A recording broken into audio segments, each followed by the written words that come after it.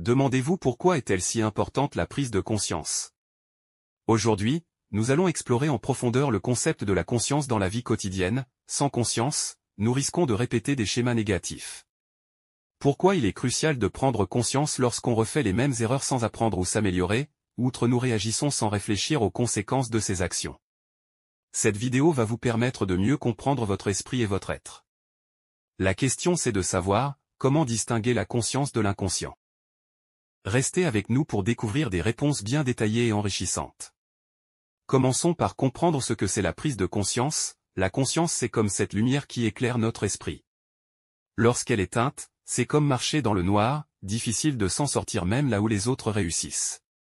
Elle nous aide à reconnaître nos comportements et à prendre des décisions éclairées. En étant conscients, nous pouvons mieux gérer nos émotions et réduire le stress. La conscience nous permet d'identifier nos forces et nos faiblesses, facilitant ainsi le développement personnel. Une meilleure conscience de soi améliore non seulement notre communication et nos interactions, elle crée aussi la différence entre notre façon d'être et de faire avec les autres. Dans le cas tel que, la prise de décision, la gestion de conflits, gestion du stress et de l'anxiété, si l'on ne peut citer que cela, la prise de conscience est particulièrement cruciale car elle nous aide à éviter d'être centrés sur soi-même sans considérer les sentiments ou les perspectives des autres.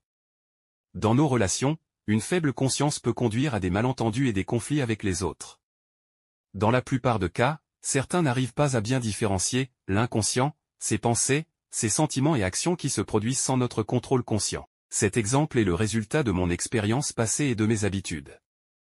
Or dans ce cas, la personne consciente aura la capacité de réfléchir et de choisir intentionnellement ses réponses et écoutant la bonne voie. Bien que passer de l'inconscience à la conscience est un processus qui demande du temps, de la pratique et de la patience. Voici quelques étapes clés pour favoriser cette transition. Apprendre à identifier et à nommer ce que l'on ressent pour mieux gérer ses émotions. Entraîne-toi à comprendre et à ressentir les émotions des autres.